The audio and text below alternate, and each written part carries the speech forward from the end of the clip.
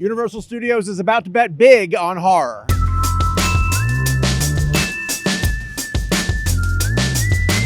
Hey guys, I'm Sean O'Connell, the managing editor at Cinema Blend in Las Vegas, covering CinemaCon 2022, and we just came out of the Universal Studios panel where they legitimately showed us 3 hours of footage for all the new movies that are going to be coming to theaters from not just Universal, but also Focus Features. I wanted to focus on the horror angle because the studios are going big on the type of content that they're going to bring to theaters that are going to try to scare you out of your seats. Earlier in CinemaCon, they brought the complete film, The Black Phone, which is the new movie by Scott Derrickson, who has done Sinister with Ethan Hawke. It has a sort of Stephen King throwback vibe, and you know they have so much confidence in it, and that's why they brought the entire film here. That's going to be coming in June. But we also got sneak peeks at 2 movies that I know you guys are going to be excited to hear about. That's Jordan Peele's Nope and the conclusion of the new Halloween trilogy called Halloween Ends. I want to start with Jordan Peele's film because at this point right now, nobody knows exactly what it's about. And Jordan Peele was on stage here at the Universal presentation to sort of say that he likes it that way. He wants to protect the movie's secrets. He wants to get back to a point where audience members are coming into the theater not really knowing what to expect. And if you've seen his other films, Get Out and Us, you know he sort of has a couple of twists hidden inside of his plots, and Nope will be no different. So if you really want to go into this movie knowing absolutely nothing at all, skip to our Halloween Ends breakdown of footage, because I'm going to give a couple of small details about Nope that we learned from the scenes that he showed us. Get out! Okay, you're still here? So basically the movie is focusing on Daniel Kaluuya and something that he sees in the sky. We don't entirely know what it is, but we just know that he is seeing something above the clouds in this, I don't know what state it is, but it's like a ranch, almost like a Texas, Oklahoma type place. Very sparse, and it has a bit of a Western sort of rodeo aspect to it because there's horse farmers and these rodeo performances that are taking place where everybody's kind of just paying attention to what's going on in the sky. And it has a bit of a Jaws feel where you don't see the monster, but when you see the ocean, you know you're scared because something is supposed to be there. And they do talk about the characters, discuss how they want to set up a camera and try and take a picture of whatever it is that they are seeing in the sky. The hint is that it's kind of a UFO or some sort of extraterrestrial presence. But because it's Jordan Peele and we know that he dabbles in misdirection, I don't think that's 100% what Nope is going to be.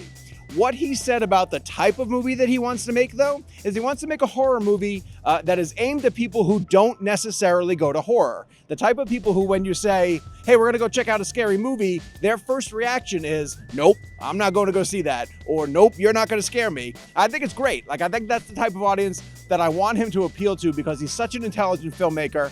And he's managed to keep people on their heels with a bunch of his surprises. And this one looks like it's going to be no different. I don't know what else to expect from it. And that's how I want to go into the theater, getting ready to sit down for Nope to see what Jordan Peele has waiting for us. I know it sounds like I'm skimping on details, but I'm telling you, they kept this footage pretty vague because they want you to go into this movie clean. And I think that that's the right way to do it. Nope is coming to theaters in July. Following the Jordan Peele presentation, Jamie Lee Curtis herself came on stage for Universal Studios to talk about the third film in David Gordon Green's Halloween trilogy, this one called Halloween Ends.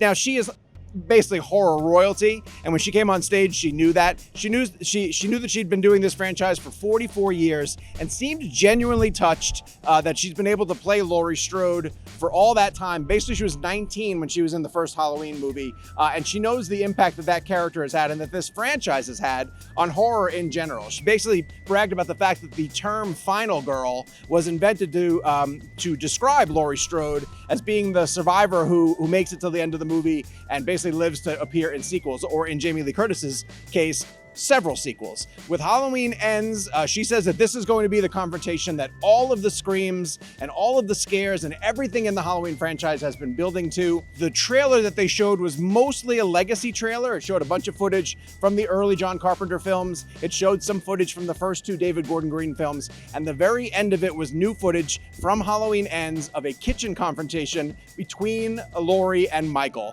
Essentially, Laurie is hiding in a cabinet, very reminiscent of the closet scene from the first Halloween movie. Michael finally finds her, smashes her head through a glass window and throws her across the room, but she's not counted out because it's Laurie Strode, for God's sakes. So she picks up a knife and jams it right through Michael's hand, pinning him to the kitchen island.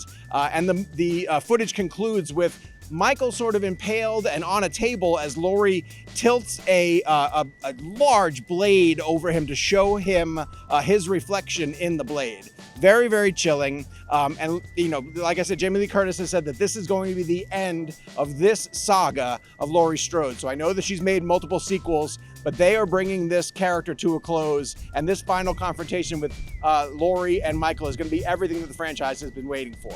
I love the fact that Universal is doubling down on horror. They've been delivering some really great stories from exciting filmmakers over the past couple of years, and we expect plenty more of that in 2022. We're going to be covering all of it here at Cinema Blend, not just from CinemaCon, but as all these movies make their way to theaters. So hit subscribe and turn on your notifications, and the minute we post a new video, you guys will be the first ones to hear about it.